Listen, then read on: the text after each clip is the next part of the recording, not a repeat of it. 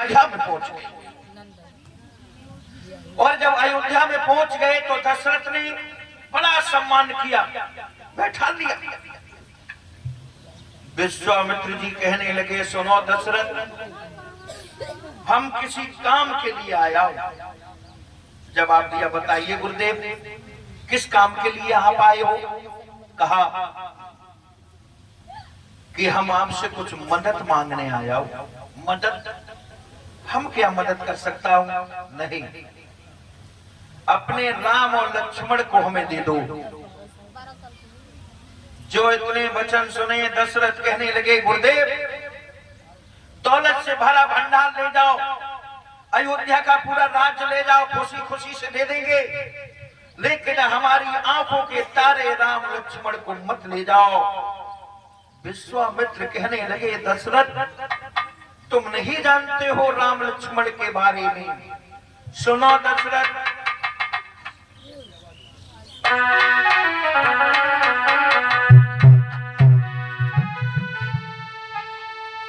कि मेरी मानो राजा दशरथ, बोलो राम लखन को जाने दो। बोले क्यों? क्योंकि भूतल का भार हटाने दो।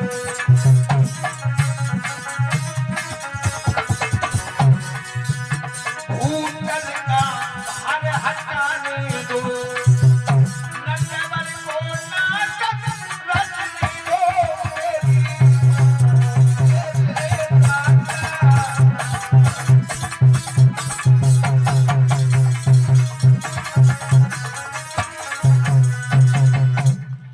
भूतल का भार हरण करने के लिए भगवान श्री राम प्रकट हुए हैं, इसलिए इन्हें जाने दो।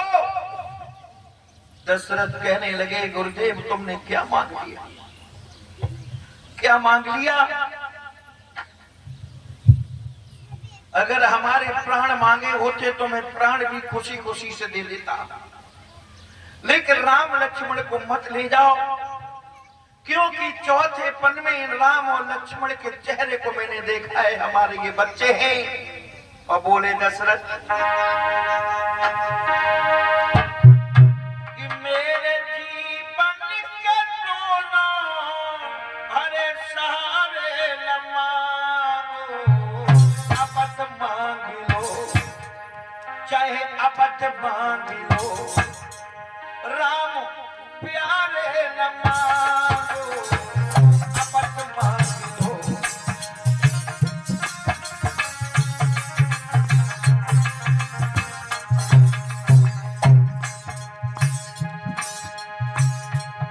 मेरे जीवन के दोनों सहारे न मांगो, अपत मांग लो, भाई अपत मांग लो, राम प्यारे न मांगो, अपत मांग लो।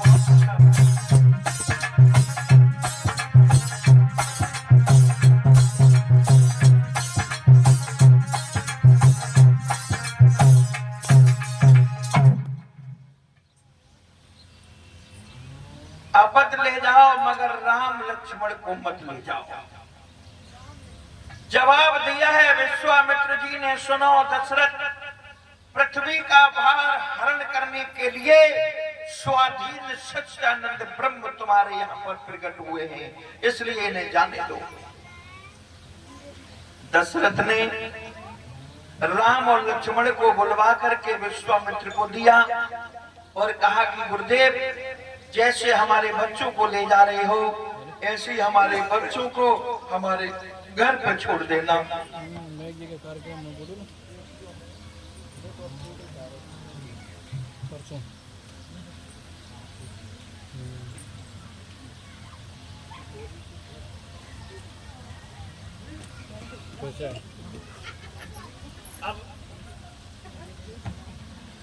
अब चले हैं राम और लक्ष्मण को लेकर के विश्वामित्र आगे बढ़े, और जब आगे बढ़े तो सरजू नदी के किनारे पर बैठ करके आराम किया। सुबेरा हुआ, फिर आगे बढ़े। जब आगे बढ़े तो आगे से क्या देखा, एक राक्षसी आ रही है। राक्षसी विश्वामित्र बोले, कहने लगे बेटा राम, अरे कौन सी कनी कही श्री राम बढ़ो, और राक्षसी ताड़का आई रही है।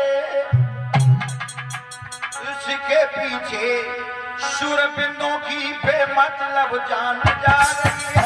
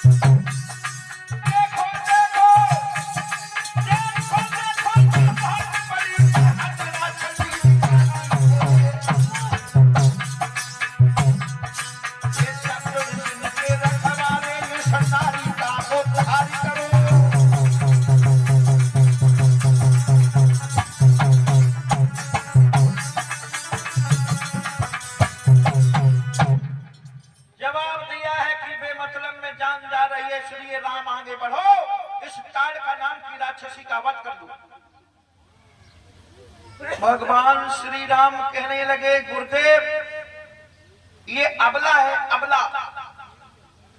अबला पे हाथ उठाना शूर बहादुरों का काम नहीं हुआ करता है।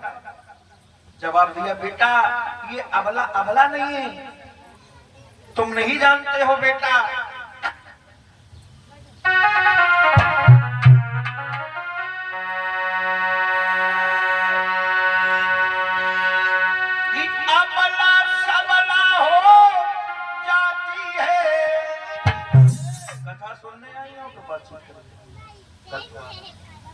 अच्छी ना लगे धीरे से चली जाओ।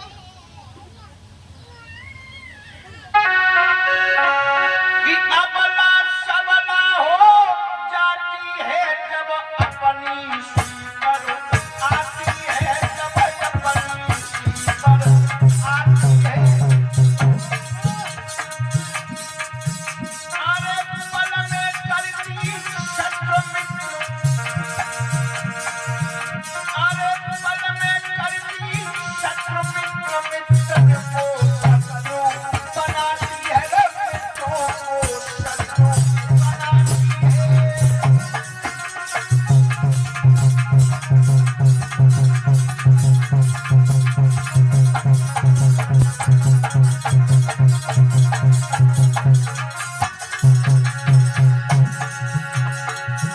अरे नारी नहीं नौरंगी है,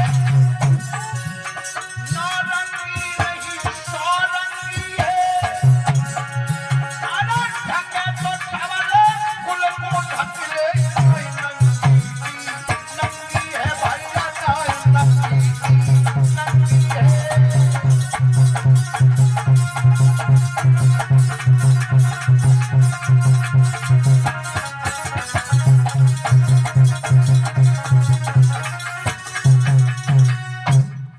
आगे बढ़ करके भगवान श्री राम ने ताड़का जैसी राक्षसी का वध कर दिया। बोलिए रामचंद्र भगवान की।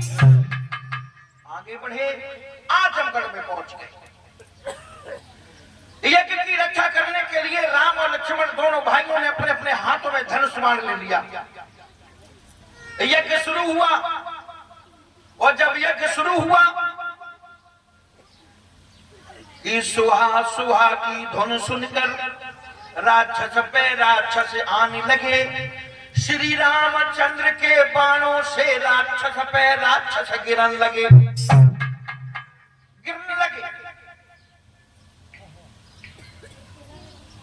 जैसे पतझड़ मौसम में वृक्षों से पत्ते झड़ते हैं ना, ऐसे ही भगवान श्री राम के बाणों से राक्षस पर राक्षस गिरते हैं।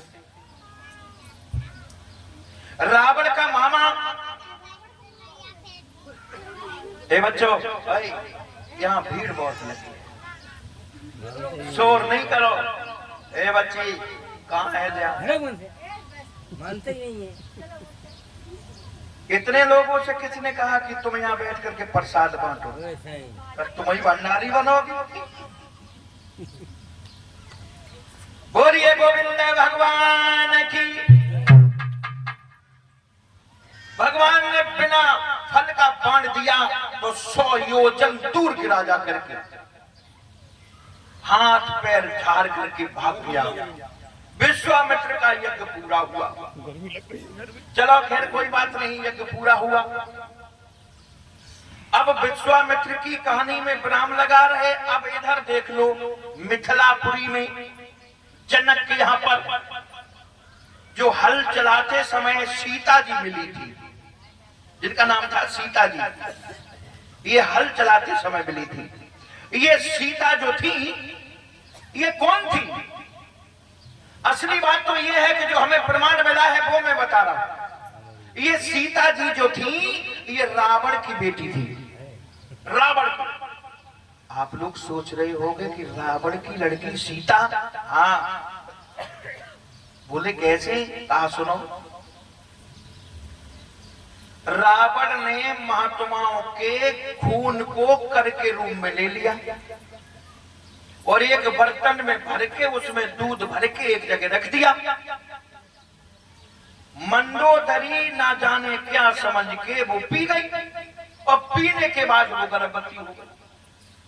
गर्भवती हो गई, रावण घर पे नहीं है, वो तपस्या करने चला गया। अब मंदोदरी के दिमाग में आया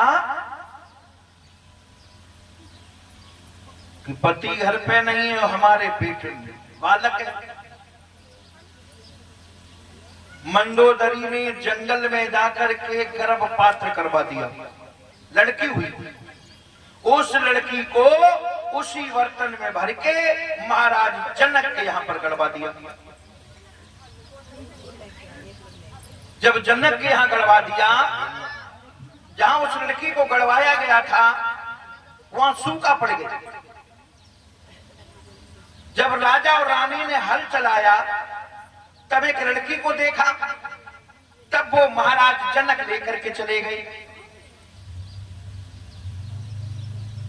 ऐसे सीता जी जो थी वो रावण की बेटी थी। रावण सीता जनक के यहां पर 55, कितनी उम्र थी सीता की? 5 साल 5 महीना 7 दिन की उम्र में सीता जी ने जनक के यहाँ एक धनुष रखा था, बहुत पुराना। कितना पुराना? जनक की 19 पीढ़ी पहले ही धनुष रखा गया था। 19 पीढ़ी पहले। ये धनुष किसका था? धनुष कब बना था और क्यों बना था? ये किसका था? प्रमाण मिला है कि महात्मा दधीच की पिनाक की नाक की हड्डी का बनाया गया था। ये महात्मा दधीच कौन थे? ये महात्मा दधीच जो थे, ये नंदिनी के पुत्र थे। नंदिनी, ये नंदिनी कौन थी? नंदिनी अनसुईया की छोटी बहन थी। अनसुईया, कोई अनसुईया श्री करदम ऋषि की पुत्री थी और जो अत्रि मुनि को प्यारी थी।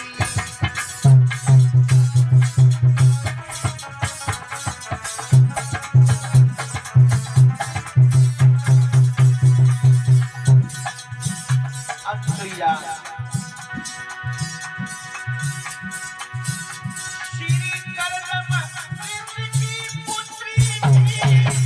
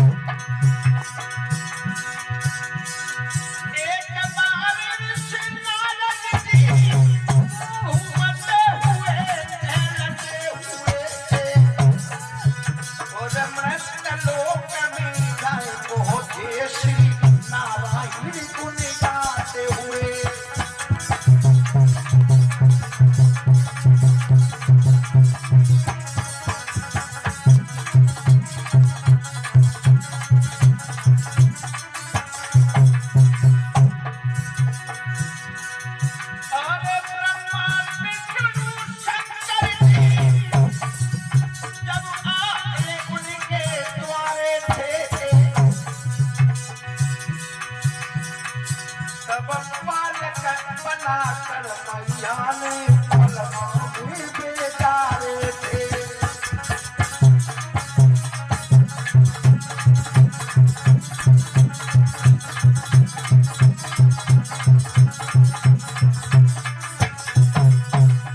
अनसुईया की छोटी बहन नंदिनी के पुत्र थे महात्मा दधीच। देवताओं में और राक्षसों में युद्ध होने लगा। देवताओं ने जो भी हथियार चलाते थे देवता राक्षसों के ऊपर, वो हथियार टूट जाते थे। देवता लोग कहने लगे भैया हथियार ऐसी वस्तु के बनाए जाएं जो हथियार टूटे ना। थोड़ी देर की बात है, आरती प्रसाद लेकर ही जाएं, टूटे ना। कहा कि महात्मा दधीच की हड्डियां बहुत मजबूत हो गई। तपस्या करते करते हड्डियां बड़ी मजबूत है, वो हड्डियों से हथियार बनाए जाएं तो विजय हो सकती है, अन्यथा देवताओं की हार होगी। देखिए विचार करिए।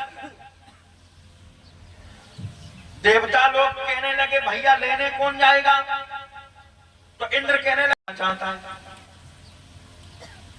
अगर अपना मतलब है तो नातेदार है, रिश्तेदार है, पत्नी है, पति है, और मतलब हल हो जाए तो कोई किसी का नहीं है।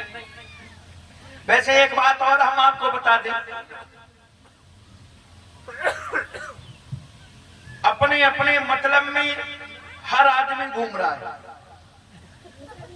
ये जो संसार है 7 अक्षरों पर टिका हुआ है। 7 अक्षर है, ज्यादा नहीं। अपना मतलब, अपने मतलब के लिए टिका है। जिस दिन इसका मतलब पूरा हल हो जाएगा कुछ नहीं रहेगा। वो हर इंसान अपने मतलब में घूम रहा है। बिना स्वार्थ के एक कदम कोई आगे नहीं रखना चाहता है। अपने मतलब के लिए इंद्र ब्राह्मण बन गया और ब्राह्मण बन करके चल दिया। मतलब के बिना, मतलब के बिना कोई ना किसी का है प्यारा। मतलब के बिना कोई ना किसी का है प्यारा।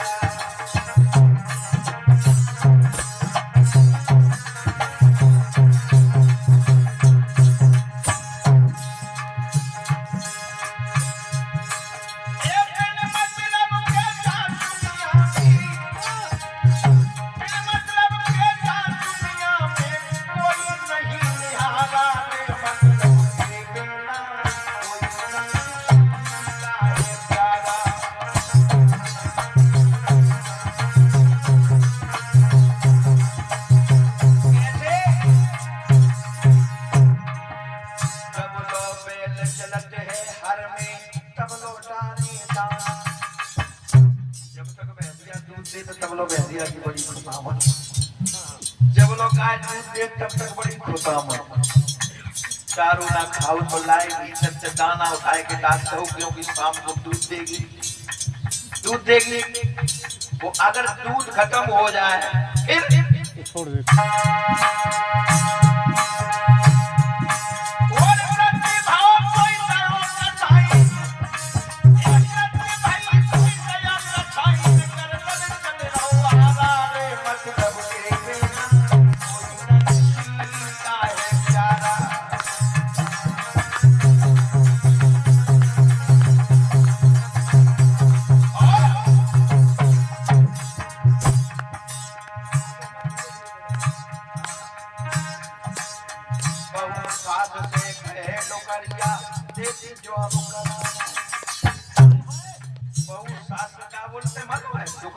डुकरिया मच जाए तो सबसे बढ़िया काम है। क्यों? मतलब निकल गया ना, क्योंकि वो बुढ़िया हो गई। उस बहू को ये मालूम नहीं है कि जिस घर में तू दुल्हन बन के आई है, तू भूल रही है कि एक दिन तेरी माँ भी, तेरी सास भी उसी घर में दुल्हन बन के आई थी। आज वो वृद्ध हो गई तो इसलिए तू ठुकरा रही है। बहू सास से कहे डुकरिया देखी जो आप क्यों शरीर में ताकत नहीं रही। क्या बोलते हैं कहूँ 700 सुनो। ए बालक तक तू नहीं खिलाती, ए बच्चा तक तू नहीं खिलाती, तो फूले क्यों सर हजारे मतलब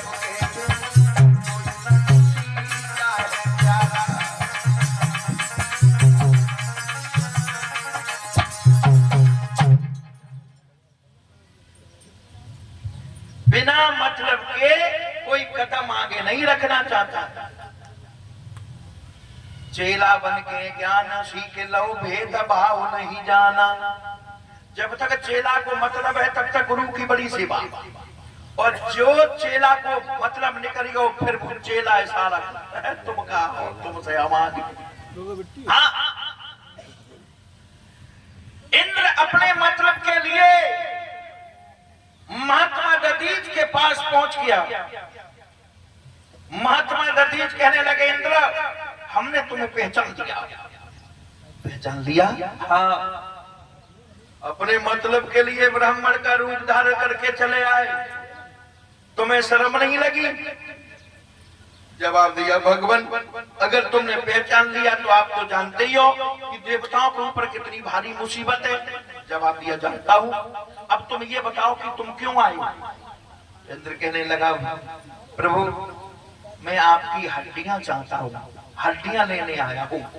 महात्मा दधीच हंसने लगी वाह भाई वाह। देखो इंद्र जब तक हम मरेंगे नहीं तब तक हड्डियां मिलेगी नहीं, और मरने से हर किसी को डर लगता है। दुनिया में कोई मरना नहीं चाहता, जी भर के जीना चाहता है। कोई मरना चाहता है?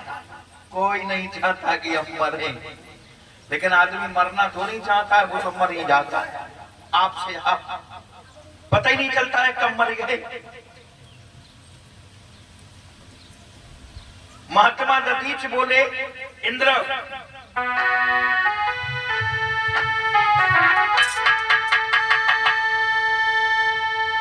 अरे दुनिया के लोग जानते ही और पानी से मिलते प्राण नहीं, और फिर भी हाजिर करते ही हुई जावे अब उत्तर।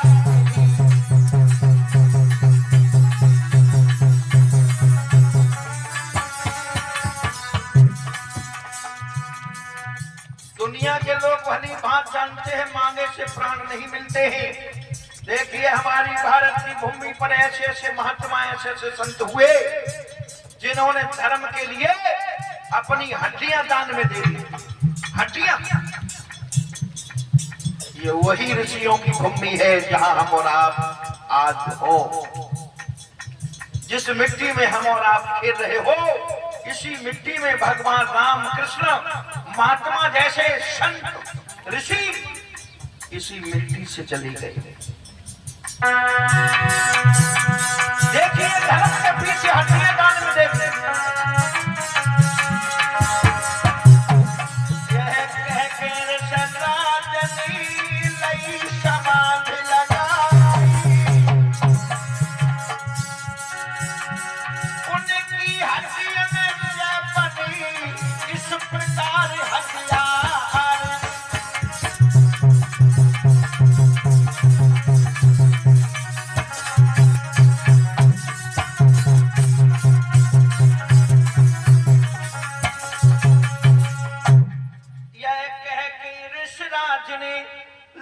समाधि लगाई, उनकी हड्डियों से बने इस प्रकार हथियार। एक पिनाक नाम का धनुष बना शंकर जी को मिल गया, एक शारंग नाम का धनुष बना भगवान विष्णु को मिल गया, एक वज्र बना देवराज इंद्र को मिल गया, और वो पिनाक नाम का धनुष था वो महाराज जनक के यहाँ रखा गया था। बोलिए गोविंद भगवान की, बोलिए रामचंद्र भगवान की। अब रामायण तो अथाह सागर है, जितना ही घुस जाओ उतना ही कम है। रामायण एक बहुत बड़ा सागर है, सागर। अब यही पर कथा विराम हो रही है। घड़ी में कितने बज गए? 4।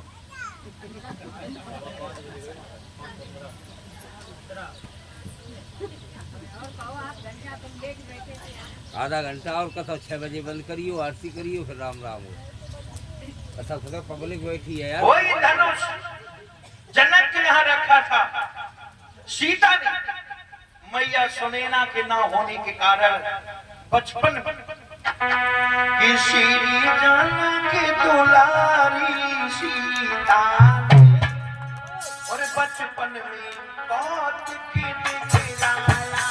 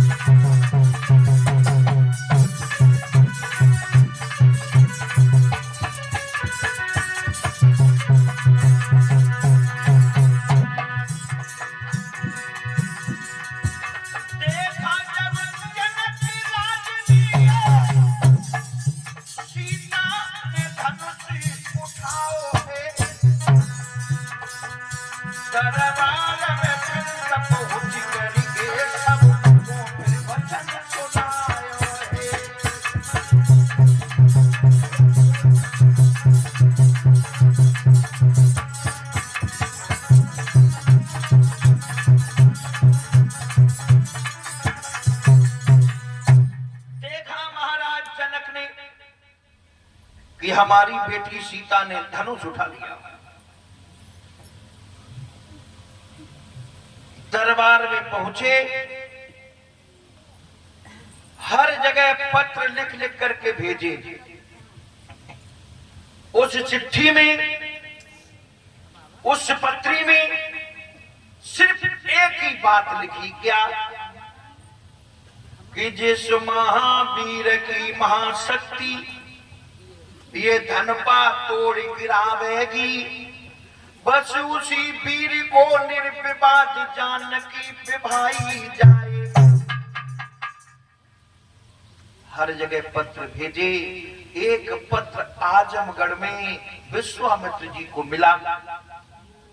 उन्होंने जब पत्र पढ़ा कि सीता का स्वयंवर है, राम लक्ष्मण को साथ लिया, चल दिए जनकपुरी के लिए। जब चले, आगे बढ़े तो क्या देखा? क्या देखा कि एक पत्थर की शिला पड़ी। पत्थर। भगवान श्री राम पूछने लगे, गुरुदेव ये शिला किसकी है? विश्वामित्र कहने लगे, बेटा ये गौतम ऋषि की पत्नी अहिल्या है। जवाब दिया, गुरुदेव ये पत्थर की कैसे हो गई? जवाब दिया, बेटा इन्हें अश्राप दे दिया है। किसने? कहा कि गौतम ऋषि ने। क्यों दे दिया? तो विश्वामित्र एक पेड़ के नीचे बैठ गए और राम और लक्ष्मण को अहिल्या की कहानी बताने लगे। कहने लगे, बेटा एक बार अहिल्या को इंद्र ने देख लिया। इंद्र ने, अहिल्या देखने में बड़ी सुंदर थी। जब इंद्र ने देख लिया तो इंद्र कहने लगा चंद्रमा को बुलाकर कि भैया सारे दिन गौतम ऋषि घर में रहते हैं, ऐसा करो भैया तुम थोड़ा सा एहसान कर दो। कितना? कहा कि तुम मुर्गा बन जाओ। मुर्गा? हाँ, कि तुम मुर्गा बन जाना, हम साधु बन जाऊंगा।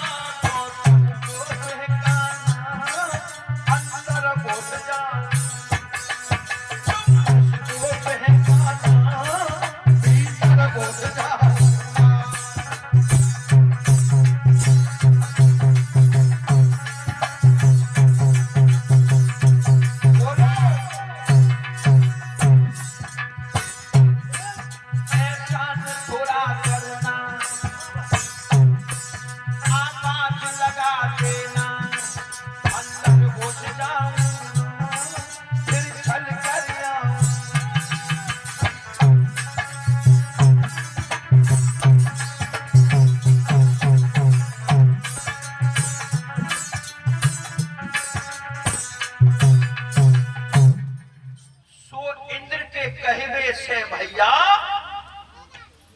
वो चंद्रमा मुर्गा बनो, मुर्गा, और रात में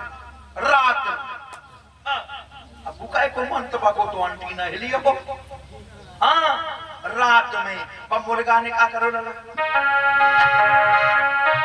मुर्गा ने बादर फारो रे, बोला बोला बोला 1 बजे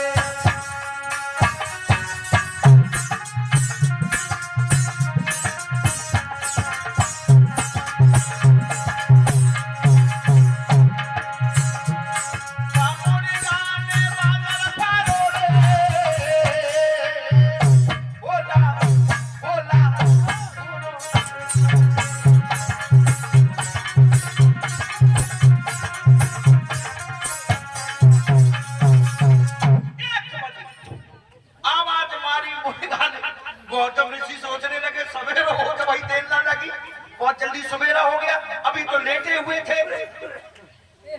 गौतम ऋषि सोचने लगे सवेरा हो गया, कमंडल उठाओ यज्ञपति जी, और गौतम ऋषि स्नान करने के लिए भाग खड़े हुए। और जब गौतम ऋषि भाग खड़े हुए और जो गंगा जी में कमंडल डुबा हुआ, और इंद्र इधर अहिल्या के साथ छल करने लगा,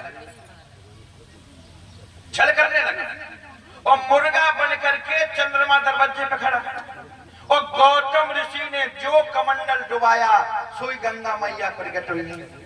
गंगा मैया बोली गौतम ऋषि, तुम यहाँ पर स्नान करने आए हो, तुम्हारे घर में छल हो रहा है। वैसे ही ऋषि भाग खड़े हुए, बीजी वही धोती लेके चले गए, और जो देखो चंद्रमा को दरवाजे पे और भेजी धोती घुमा करके मारी तो चंद्रमा की आज भी दब्बा नजर आ गया। चंद्रमा भाग गया, इंद्र भी भाग गया। अंजना ने कहा था कि सुनो पिताजी, जो भी मेरी माँ ने किया है वो मेरी आंखों के सामने किया। अंजना जो हनुमान जी की माँ थी, वो गौतम ऋषि की पुत्री थी, अहिल्या के गर्भ से पैदा हुई थी। इन्होंने कहा कि जो कुछ भी किया है मेरी माँ ने वो मेरी आंखों के सामने किया है। तो अहिल्या कहने लगी पुत्री, हमसे तो पाप जान करके हुआ, भूल करके हुआ, कि हम समझ नहीं पाए कि ये हमारे पति हैं या ये इंद्र है। कोई बात नहीं, लेकिन पुत्री अंजना, हम तुम्हें भी श्राप देती हूँ, तुम्हें बिना किए का पाप लगेगा, तुम्हें बिना किए का पाप लगेगा। गौतम ऋषि ने श्राप दे करके अहिल्या को पत्थर बना दिया, पत्थर बना दिया। बहुत खांसी आते का बात आता है।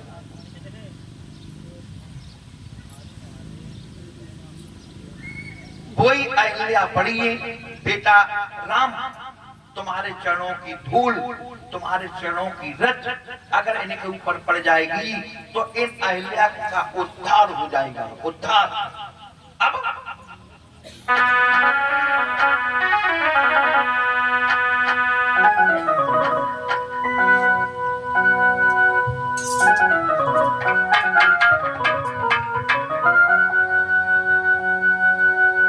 विश्वामित्र के कहने से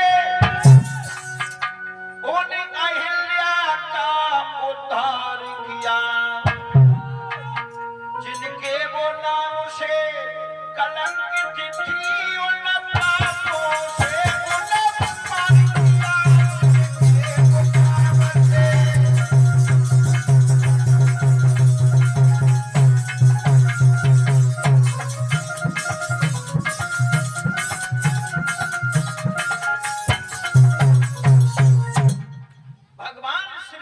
विश्वामित्र के कहने पर अहिल्या का उद्धार कर दिया। अब आगे बढ़े दोनों भाई विश्वामित्र जी के साथ आगे चले। चले रघुराई और पहुंचे फूल बाग में जाई चले।